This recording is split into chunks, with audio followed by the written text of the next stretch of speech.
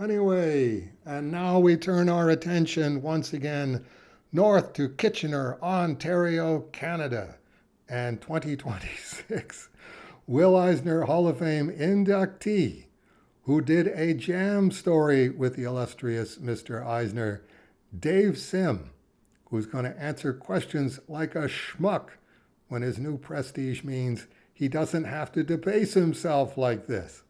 But he's gonna, since he's too nice to let his status, capital S, status, look at I look at his tall, pointy hat, son. Elevate him above us rabble. It's, let's get a grip here. It's the Eisner Hall of Fame, which it was funny. I found out about it January 21st. I think it was the 21st that there was a relay from Jackie Estrada, Diana Schutz, to Dagan James and Mike Sewell to let me know that I was an inductee, and then saying it won't be formally announced until later in this week, so please keep it under your hat. And I'm going like, who would I tell? First of all, I have to explain who Will Eisner is and why there's a Hall of Fame attached to his name. They would know Comic Con. I could say I'm in the I've been inducted into the Eisner Hall of Fame at Comic Con in San Diego. The other end of the convention hall from where the Marvel movie stars are. um, so yeah, just kind of funny. Anyway, we begin by turning back to last month and Will Gray's question about Ernie Hemingway. I did a Google image search of the image Will had provided and found this.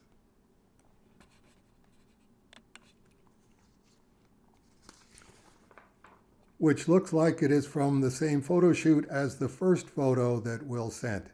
And the opponent is definitely wearing boxing gloves. Yes, a good point. That's interesting. So you were just able to Google search the first image, and the second image came up. So, that leads me, Luddite that I am, to go. If you keep doing that, do you keep getting more photos? If there's like more than one photo of Ernest Hemingway boxing in 1953 in Kenya. One of the things that I notice is, assuming that this is another one of Tyson's photographs, that they definitely opted for, and I think it would be Tyson as a photographer opting for the native in the boxing gloves in the extreme foreground in the one from last month, because he definitely looks like a much bigger guy in that photo. Looking at this one, he's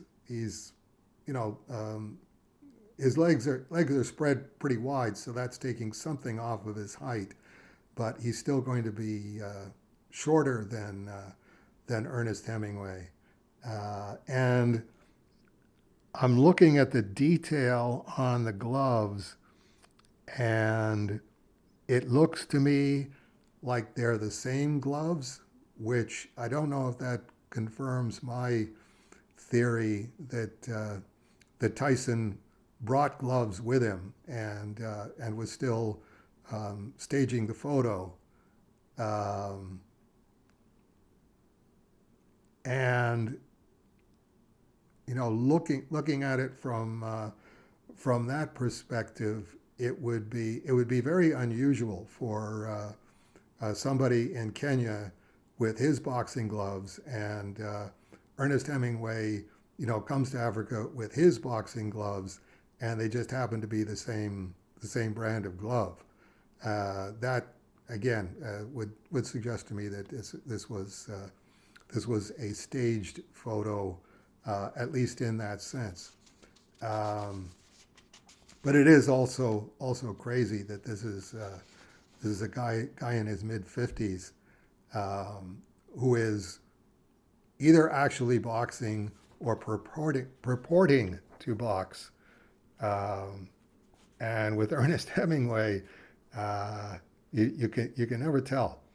I also found a website that pulled quotes from Morley Callahan's "That Summer in Paris." Bolded text is quoted. Regular text is by the article's author, Peter Crisp.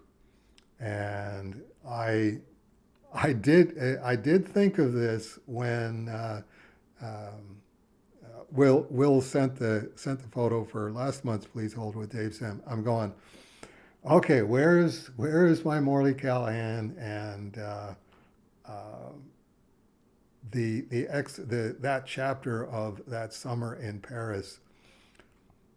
So we're just going to read this. It's interesting, and I will interrupt myself and the text at various points to make some comments. Paris Memoirs, Thumping Hemingway. Ernest and his boxing! ! Ernest back in the States would say to Josephine Herbst, quote, "But my writing is nothing. My boxing is everything," unquote. When Miss Herbst told this to me, I was full of wonder. That a great artist like Ernest could have such a view of himself seemed incredible. Yet in the strange, dark depths of his being, he had to pretend to believe it. For the sake of the peace of their souls, most men live by pretending to believe in something they secretly know isn't true. That's a pretty wide-ranging quote. That covers a lot of territory, and I think as a philosophy teacher, I would write in the margin, "Prove?" ? But definitely, it does set Ernest Hemingway apart. That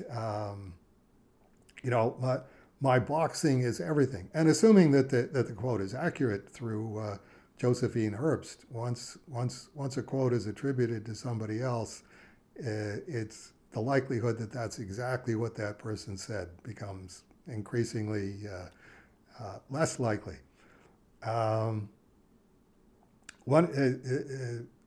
So moving on to Peter Crisp, and now we're going to have Dave Sim commenting on Peter Crisp, commenting on Morley Callahan, commenting on Josephine Herbst, commenting on Ernest Hemingway. One of the pleasures of reading memoirs of 1920s Paris is finding different and contradictory accounts of the same event. A good example of this is the 1929 boxing encounter between Ernest Hemingway and Morley Callahan, refereed by F. Scott Fitzgerald. No, it wasn't refereed. He was the timekeeper. There's a difference between a referee and a timekeeper. Oy vey. Anyway, this is the centerpiece of Callahan's memoir, which Truman Capote, let's get Truman in here, described as a modest, bad, dull book, which contains a superb short story about Hemingway, Fitzgerald, and Callahan. And definitely Truman Capote with his full bitch on there. And he's tacking towards the center of this, I think, by describing it as a superb short story. It's like, is this what actually happened as Morley Callahan is recounting it, or is it not? Morley Callahan's going to be gilding the lily in his own book. Callahan and Hemingway had become friends while they were both working as journalists on the Toronto Star. Hemingway admired Callahan's writing, though he was not happy when the latter published a story about a prize fighter. Okay, now we're back to Morley Callahan. In a letter to a mutual friend, he made one critical comment. He told this friend that when Morley wrote stories about things he knew, there was no one any better, but he should stick to the things he knew about. What was bothering Ernest, I wondered. Did he think that in writing about a fighter I had made an unworthy excursion into his own imaginary world? Was it because I had forgotten to tell him I had done a lot of boxing and went to all the fights? Uh, okay, let's qualify all the fights. Obviously, a fight fan, and obviously, he's saying I had done a lot of boxing. And it's like, well, you didn't do a lot of boxing relative to Muhammad Ali, let's say, but you probably did a lot of boxing relative to Truman Capote. Let's put it that way. Uh, when the two writers met again, okay, now we're back to Peter Crisp. When the two writers met again in Paris in 1929, the first thing that Hemingway asked Callahan about was boxing. He turned to me as he sat down and apparently at random, just to make conversation, asked if I had ever done any boxing. Yes, I'd done quite a bit of boxing, I said truthfully. Quote, just a minute, unquote, he said quietly, and he left the room. Then Ernest reappeared with a set of boxing gloves. Quote, come on, let's see, unquote, he said, holding out a pair of gloves to me. And then Peter Crisp jumps in with, the next day they went to the American Club for a proper scrap. Well, that's gilding the lily as well. Like, was it a proper scrap?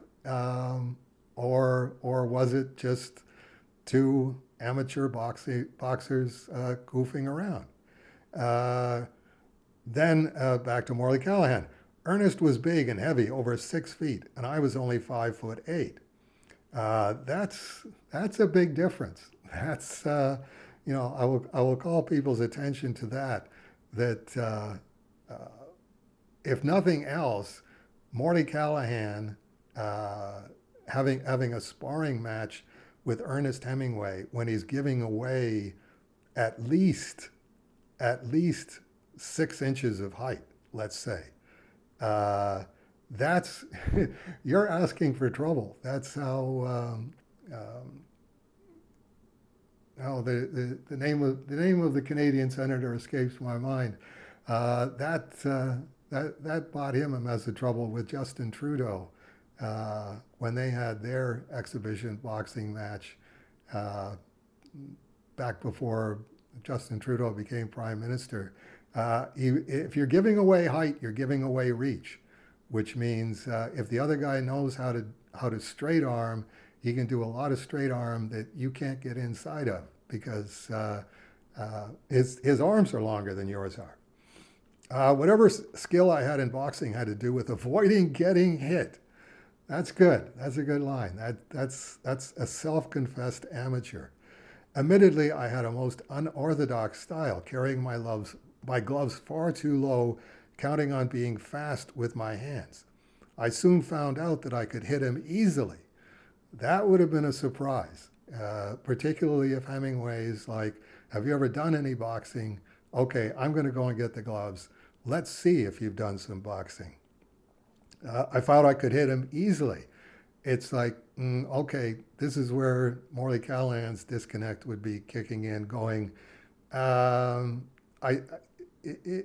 if he was the boxer that he's purporting to be, he's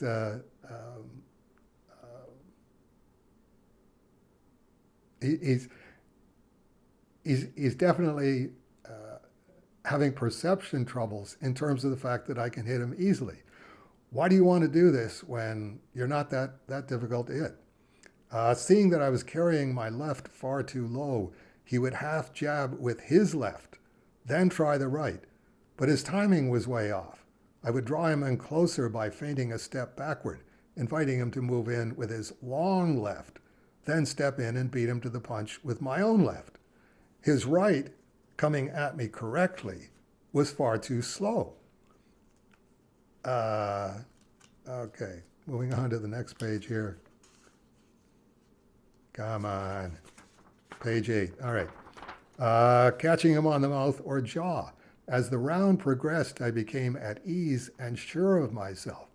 I could see that, while he may have thought about boxing, dreamed about boxing, consorted with old fighters and hung around gyms, I had actually done more actual boxing with men who could box a little and weren't just taking exercise or fooling around, uh, which is, again, that's got the ring of truth to it.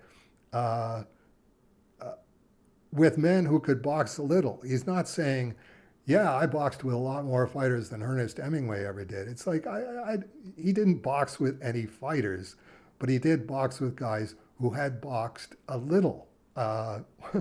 Once you're in the ring, you're going to know that. You're going to know, oh, this guy knows some things, this guy doesn't know some things. Then Peter Criss jumps in again. On a later occasion, Callahan made Hemingway's mouth bleed. He loudly sucked in all the blood. He waited, watching me, and took another punch on the mouth. Then, as I went to slip in again, he stiffened. Suddenly, he spat at me. He spat a mouthful of blood. He spat in my face. My gym shirt, too, was spattered with blood. I was so shocked I dropped my gloves. It is a terrible insult for a man to spit at another man.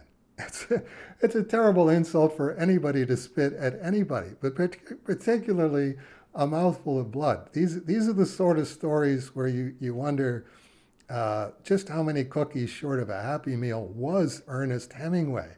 That you don't do this. We stared at each other. Quote, "That's what bullfighters do when they're wounded. It's a way of showing contempt," unquote, he said solemnly. And it's like, bullfighters spit blood at what? At the bull? at another bullfighter? At somebody in the front row? It's like, that's where you go, all right, let's try that again. Quote, "That's what bullfighters do when they're wounded. It's a way of showing contempt."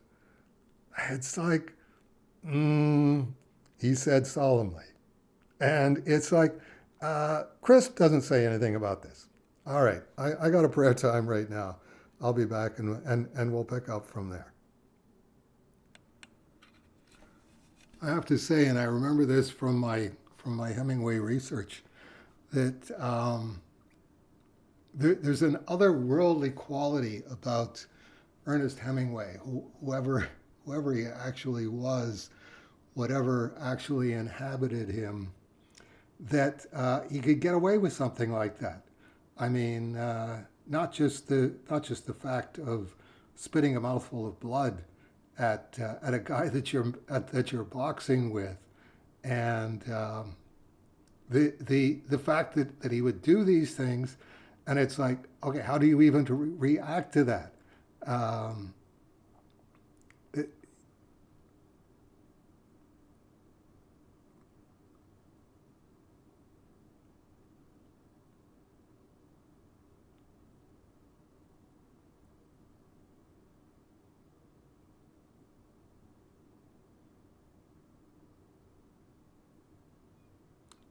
Oh, here it is. Yeah.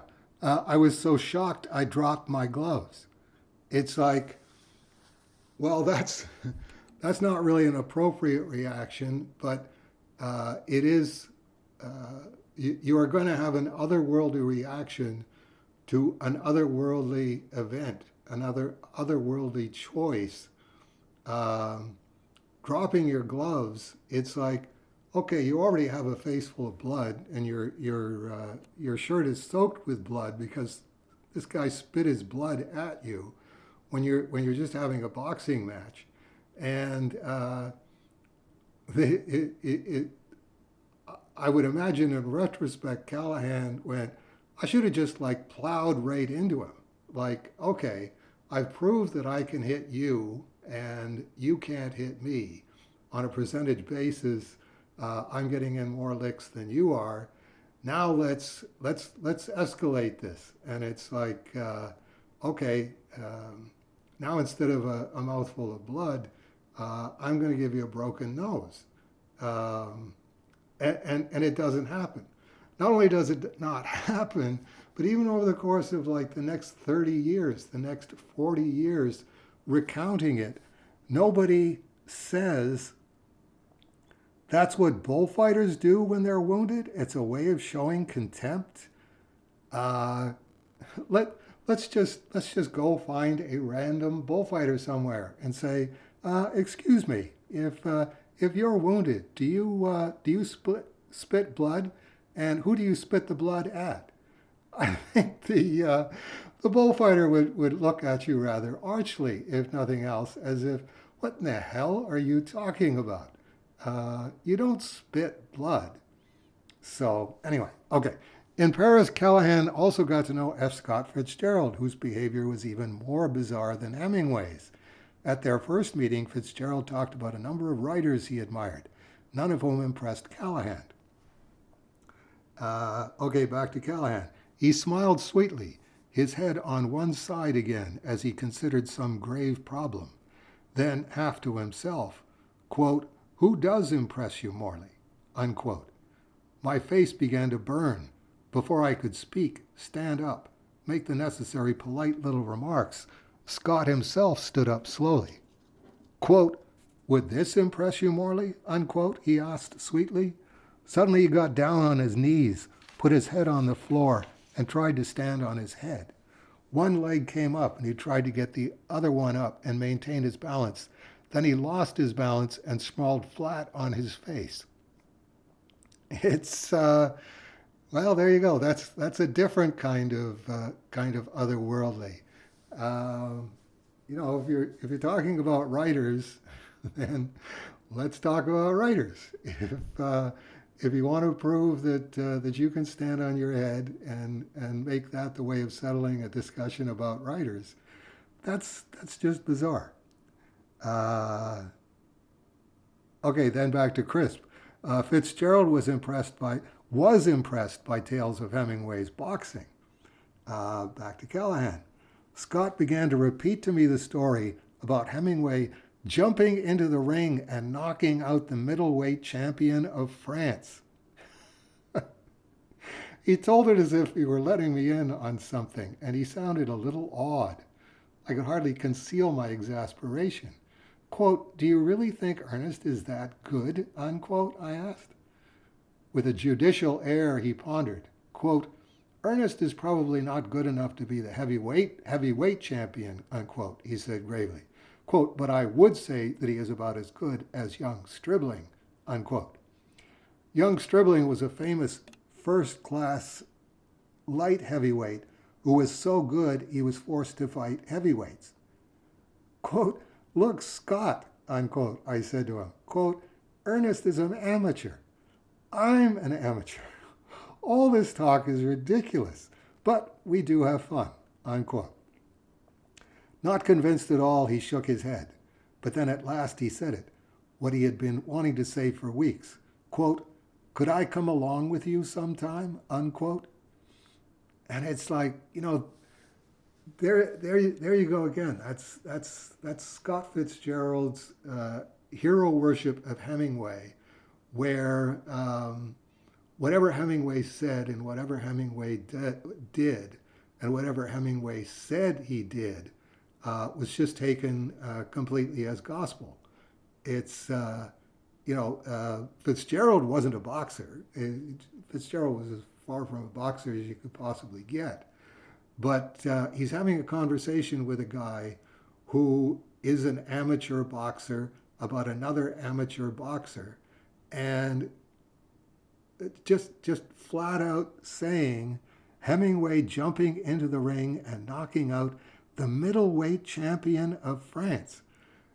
Do you do you know exactly how much boxing you would have to have done and what level of confidence in your boxing you would have to jump into the ring and knock out the middleweight champion of France? It's like, know what you know about and know what you don't know about, and don't go running off in the direction of these fancies, which was definitely one of Scott Fitzgerald's vices. Whatever Scott Fitzgerald romanticized as being on this elevated plane of existence, and definitely he put Ernest Hemingway there. It was that just had nothing to do with anything factual. It was completely manufactured. Back to Crisp. So a week later, Callahan and Hemingway were squaring off at the American Club. Well, Scott Fitzgerald held a watch, timing 2-minute rounds. The presence of Fitzgerald made Hemingway fight more recklessly than usual. And it's like, yeah, I can see that. I mean, that's drawing compelled inferences, and that's a precarious business at the best of times. But yeah, if you were going to say if something was going to make Hemingway reckless, Fitzgerald being there, who was this hero worshiper of Hemingway, who just ate everything that Hemingway said with a spoon, and then asked for more. 2 out of 3 guys in this scenario believe Hemingway jumped into the ring and knocked out the middleweight champion of France. So you could definitely see that making Hemingway reckless, because it's, okay, now I have to show Scott Fitzgerald exactly what kind of a boxer I am, the boxer that I told him that I am, that I jumped into the ring and knocked out the middleweight champion of France.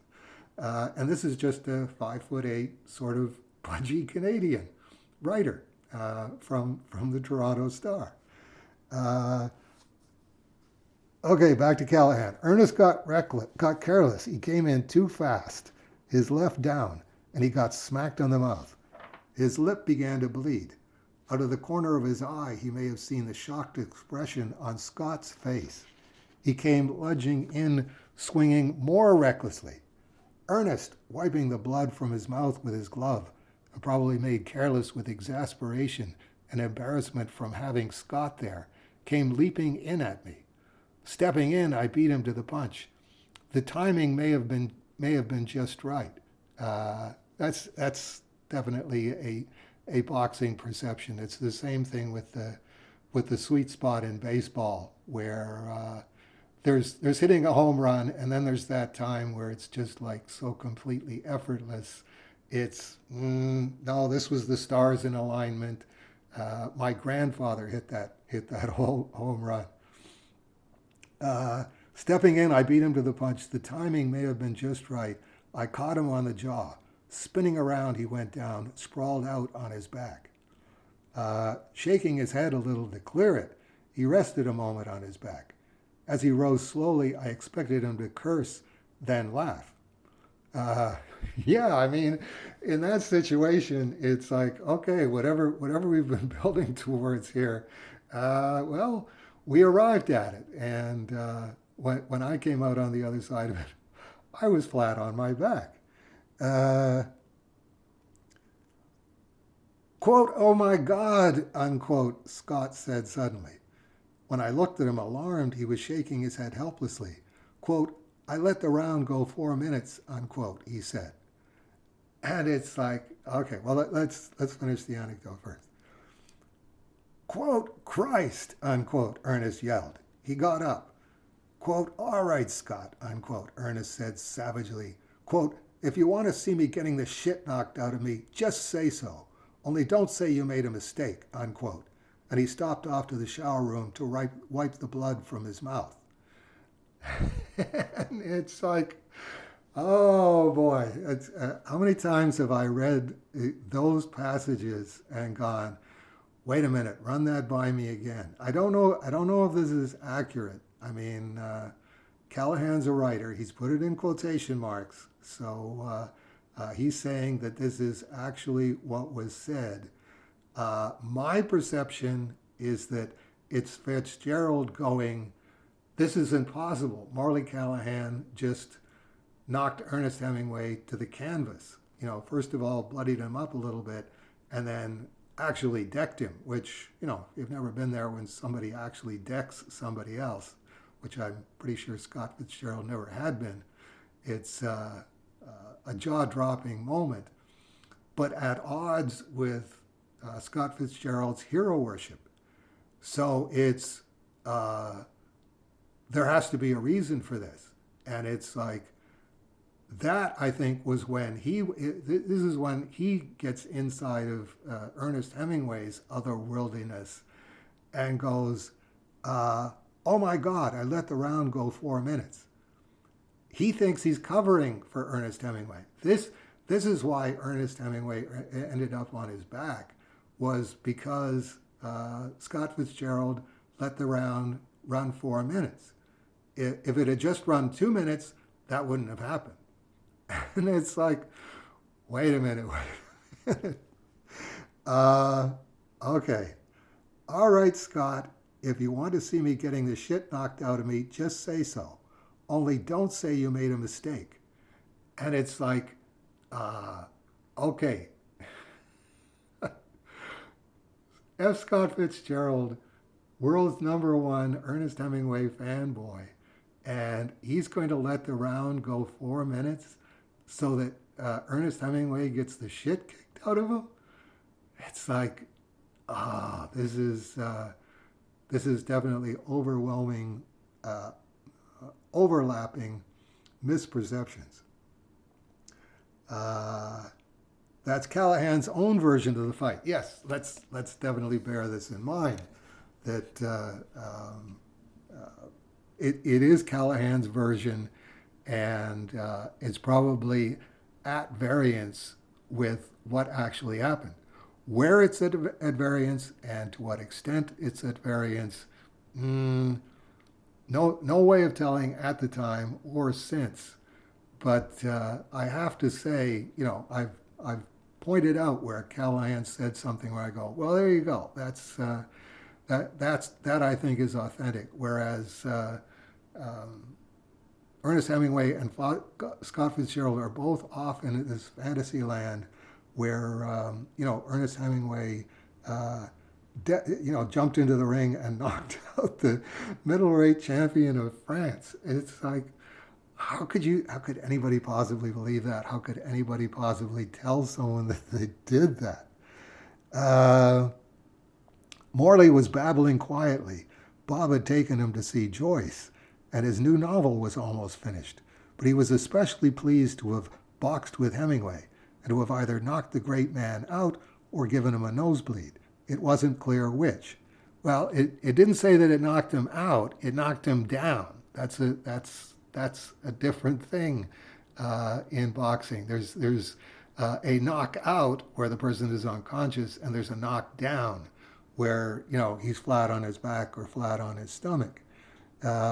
So that right away that makes John Glasgow suspect in my mind, because he's reading the same account that we're reading, and he doesn't know the difference between a knockdown and a knockout or a nosebleed. He was thrilled by this triumph, though he played it down modestly.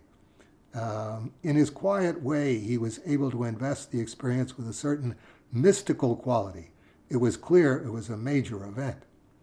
Quote, well, unquote, said Graham after he had gone. Quote, I'm glad he pasted Hemingway, unquote. And it's,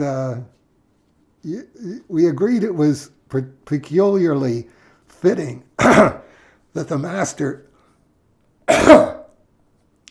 excuse me, we had agreed it was peculiarly fitting that the master had been bested in the ring by a man smaller and stouter than himself.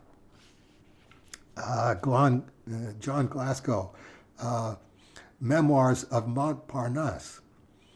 Robert McCalvin also heard all about it. And this is, again, back to Callahan. No, this is McCalvin's version. The famous Callahan-Hemingway bout that took place in 1929 was reported to me in several ways, by Hemingway, by Callahan, and by Scott Fitzgerald. Callahan's report was that Scott was to referee, and they were to have 3 or 4 2-minute rounds. Callahan wouldn't have reported that. So right away, McCallum is suspect to me, because it's like, A referee is one thing and a timekeeper is something else.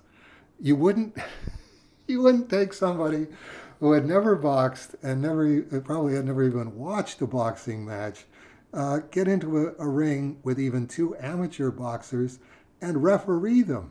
It's like, but a timekeeper, okay, you sit there and say, okay, time in, and you click the stopwatch and you watch the stopwatch, and when it goes to 2 minutes, you say, okay, round's over. So Hemingway was the taller and heavier man.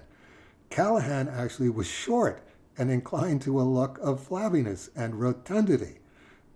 Scott was sure that Hemingway only needed to play with Callahan and to let him down easily without showing him up in a mortifying way. The first round did not turn out that way, however, and so Scott forgot to tell time.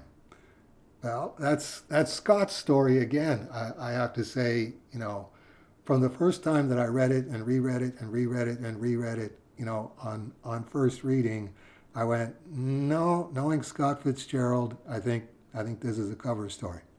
But McCallum takes him at face value. So Scott forgot to tell time. Hemingway's story was that he had been drinking the night before and was boxing on 3 pick-me-up whiskeys, and that his wind gave out. The decision results were, however, that neither Hemingway nor Callahan could decide what the bout proved. Was one a better boxer but not as good a writer as the other? Or was one a better writer and boxer? Or had Scott framed one or other of them?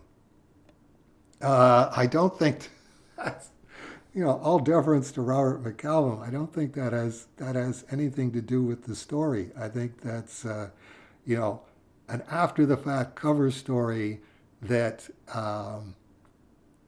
I think we can take it as a given that Ernest Hemingway was knocked down. He wasn't knocked out, but he was knocked down.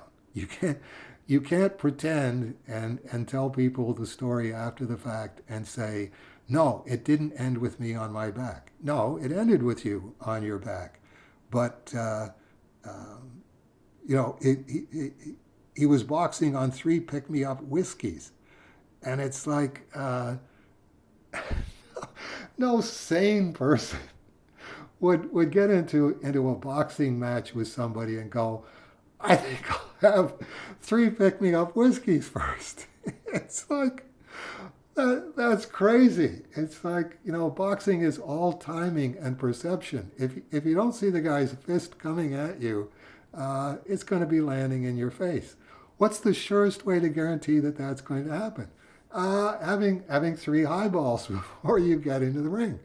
But Hemingway gets away with this stuff. I can't believe how he can do that as a cover story, and nobody says to him, why would you have 3 whiskeys for a pick-me-up after a night of drinking, and then get into a ring? No person who had ever boxed would ever consider doing that. No person who would ever watched a boxing match would consider doing that. Hemingway told a very different story to Samuel Putnam, the American translator of Cervantes, who wrote yet another memoir. He was quite excited over a boxing match which he had staged with Morley Callahan, who was passing through Paris. Callahan, it seemed, had defeated him in a set of tennis, and he had to have his revenge. They accordingly had put on the gloves in the basement of Hemingway's house, and Ernest, by his own account, had, quote, knocked hell out of, unquote, his opponent. He appealed to Mrs. Hemingway to corroborate this, and it seemed to me that she treated him somewhat as one might a bright and lovable child. But it was plain that for him, this was another of life's important exploits. Samuel Putnam, Paris Was Our Mistress, 1947. And it's like, if you're recounting a boxing match to somebody and your wife wasn't there, you shouldn't really be looking at your wife going, that's what happened, right? You remember, that's what happened. That summer in Paris has a postscript to the story. A few months after the boxing encounter, Callahan, back in New York, picked up a copy of the New York Herald Tribune and turned to Isabel Patterson's gossip page. My eye caught Hemingway's name, then my own. This was about my meeting Hemingway in Paris. According to this story, Hemingway, sitting at the Dome when I came along, told me the story I had written about a prizefighter was no good. It was obvious I knew nothing about boxing, and there and then he challenged me to a match. I had knocked him out in one round. Callahan wrote a letter to the paper saying the story was not true, but then received a cable collect from Fitzgerald. Have Steen's story in Herald Tribune. Ernest and I await your correction. Callahan wrote a furious letter back. I told him it had been unnecessary for him to rush in to defend Ernest. For him to hurry out and send that cable to me, collect, without waiting to see what I would do, was the act of a son of a bitch, and I could only assume that he was drunk as usual when he wrote it. Finally, I heard from Ernest. The letter was a beauty. He took the entire responsibility for sending of the cable to me. If I wanted to switch to him the abusive terms I had directed at Scott, he was coming to the States shortly and would be at my service whenever it could be kept private. So Ernest wanted to meet me and knock my block off! Exclamation mark. All this is a long way from James Joyce. Yeah, I think we could probably safely say this is a long way from James Joyce and Truman Capote and Scott Fitzgerald, whose own attitude to boxing was described by his brother Stanislaus. My brother detested rugby, boxing, and wrestling, which he considered a training not in self-control, as the English pretend, but in violence and brutality.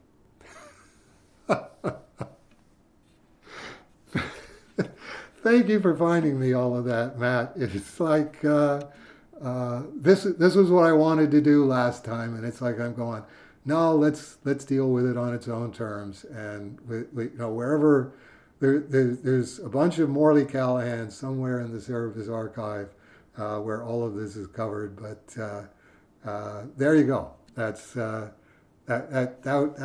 was the best laugh I had all day.